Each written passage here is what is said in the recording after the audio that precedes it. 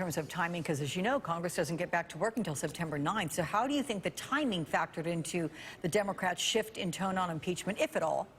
I mean, one, I would say that I actually do think in this case that semantics do matter. I think that the word impeachment provides a level of gravitas to where the Democratic Party needs to go in order to bring in Donald Trump, in order to, stop this rampage of lawlessness. And so right now, what I think that Nancy Pelosi needs to do is that she needs to direct her caucus and to go back to their home districts and to have town halls about impeachment, to talk to their constituents about the Mueller report, to talk to them about how a lawless president affects their day-to-day lives and why it's important that Democrats move forward.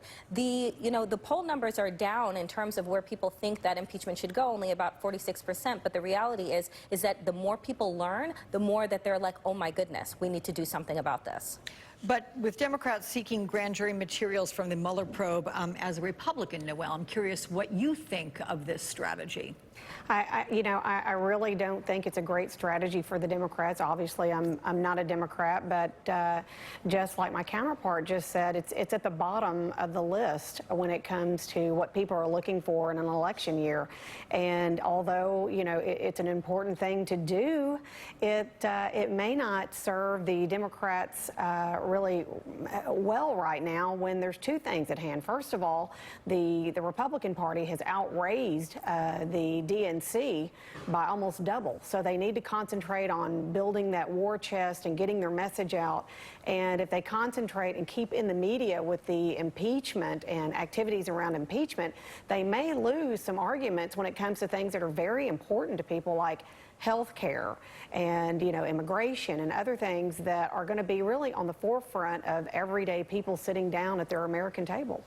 Let's look, Noel, with you as we start here as to what many Democrats are still saying, which is that 2020 should be the bigger focus. And on that note, you have the president who's blasting a new poll from Fox News showing him trailing Joe Biden by 10 points nationwide. He says, quote, "There's no way." We all know polls underestimated Trump's support in 2016, but should the president really be encouraging people to dismiss these numbers outright? I think I'm just going to take a guess. But I think that he is trying to do this because when he was pitted against Hillary Clinton, it showed him losing. Nobody really expected him to win. So people, I think what he's trying to do is say, don't pay attention to these polls because I smoked Hillary Clinton and I'm going to blow right past Biden. So don't pay any of this any attention. That's the only thing I can think of. And do you guys really think that Donald Trump is going to, loan validity to any of these polls that show him not winning? Do you really think he's going to go? That's a darn good poll. And I think that Joe Biden's going to eat my lunch. He's not going to do that. He's going to discount the polls. Well, I think we all can agree on that. But how about this, Congresswoman? There's a Quinnipiac poll in Ohio that shows Biden also getting ahead of the president by 8 points or so there. How much stock do you put in these numbers? Never mind what Noel was saying about the president's stock in these numbers.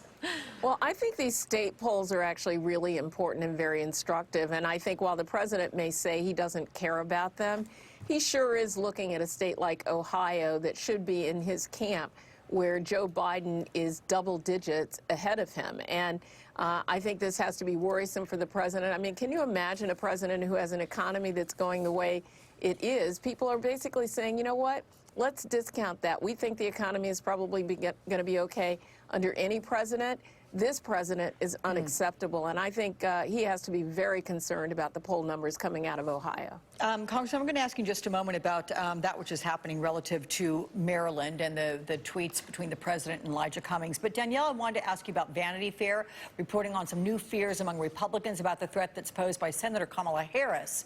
What do you think it is that's catching their attention? Why do you think the president has held back on going after her, but he's certainly taking aim at other 2020 Democrats thus far? I think that the only thing that he can use against Kamala Harris is the fact that she's a black woman, right? And so he's going to go to what he always goes to, which is his red meat of racism and misogyny. And to use that against Kamala Harris, I think it's going to galvanize support for her. And so that's why he's holding back in that way, because he can't go after her based on her policies, because his policies are atrocious, right? And everyone saw the performance that she gave on the debate stage in the first debate, and it was amazing. And they are scared that if put up against Kamala Harris, that Donald Trump will look ridiculous. He will look like he has no idea what he's doing, he has no idea what he's saying. And the vision of him stalking the stage in the way that he did with Hillary Clinton will not play with Kamala Harris, because she will turn on her heels and look him dead in the eye and say, what? What is it that you need right now? And put him in his place. And I think that that is what they are fearful of. Talk about a